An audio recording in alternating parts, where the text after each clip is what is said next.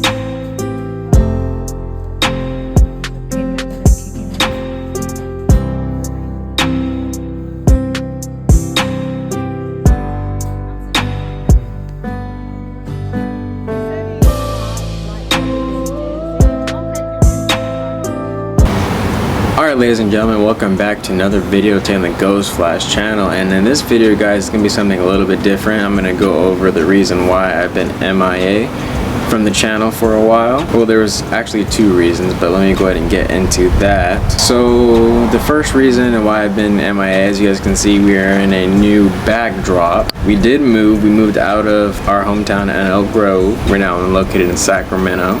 So that's pretty cool. The parking situation of this house is not very cool. I'll go ahead and give you guys a walk around tour in its own video once we are settled in. And the garage is actually together and complete, so I'm filming that whole process. Let's get to the reason for this video, ladies and gentlemen. So let me go ahead and zoom out the camera and then explain you guys the whole situation.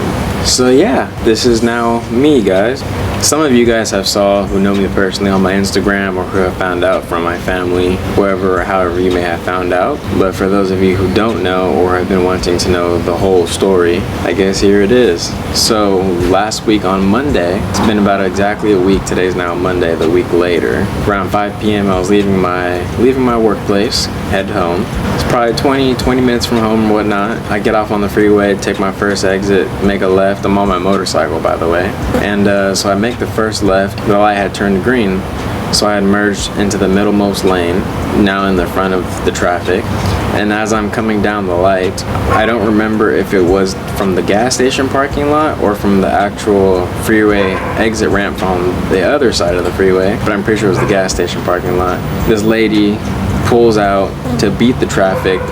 I'm assuming to either beat the traffic and go, or to beat the traffic to make the left-hand turn lane, because that light was green and people were turning, so I didn't know if she was trying to get to that lane to turn. Pretty sure she was coming from the gas station parking lot making the left to either beat traffic and to go make the left, or she was trying to merge into traffic and get ahead of the traffic. But either way, I was in the centermost middle lane, almost dead center in that lane as well. And she pulled out and she saw me last second and she hesitated, so she slammed on her brakes instead of continuing with whatever she was gonna do in her little maneuver. And she decided to hit her brakes in the middlemost lane where I was, and there was absolutely zero time to stop, engage both brakes and then front and rear, and then put the bike back into neutral. But there was just no time at all, and before I even knew it, I had ran straight into the back of her car. And after I had impacted her vehicle, I was ejected off of my bike, and I went flying through the air for a split second, and I went through her back windshield and then bounced off of the lift gate in the back windshield, and then did like a little half flip and then hit the concrete, and then just did like a little minor slide, came to a stop, and I immediately was in like pain. I got up to get out of the street, and as soon as I stood up, my body just collapsed under itself. And at the time I didn't know why. I mean, obviously you're injured, but I didn't think it was like that serious. My helmet, my phone was ejected off my motorcycle, and then my helmet had a Senate on. It started an emergency call my mother, and she picked up, and all I remember hearing her in my helmet, she was just saying like, mijo, like, are you good? And I couldn't even speak, and I was just like, and the only words I was able to get out of my mouth was, I crashed. And she just started, I just heard her like frantically like screaming and crying, just yelling, I'm on my way, I'm coming. And then I remember there was a gentleman who came up and was assisting me in the street, like make sure nobody was running me over, hitting me, getting close to me. He was stopping people from getting in my face and filming, because there was a bunch of people filming. And then there was also coincidentally a nurse who was driving by who stopped and helped me as well. Nice lady. And then they stayed with me until the ambulance arrived. And then as soon as I was getting loaded up in the ambulance, they started to take off, and all of a sudden I hear banging on the back of the ambulance, and I hear, that's my son. And my mom somehow traveled from my house to the incident, which was about 20 minutes away, before I managed to leave in the ambulance. And the ambulance got there in like 5-8 minutes. She was definitely being a mother, and she got there when she needed to. She followed us to the hospital. We get there. I'm in like a lot of pain. They're giving me a bunch of drugs. And I ended up staying that night in the hospital. They found results the next morning. I had a ruptured left testicle and then a hematoma on my right testicle. There was like minor internal bleeding. They found some cysts on my kidneys, those were unrelated. And then the big thing was, besides the rupture in my testicle, was I had a fracture in my spine on my T8. So hence why I'm in a spine brace, and as well as a wheelchair, and recovery time is about 6 to 10 weeks. I had to do surgery also on my testicles to have those repaired.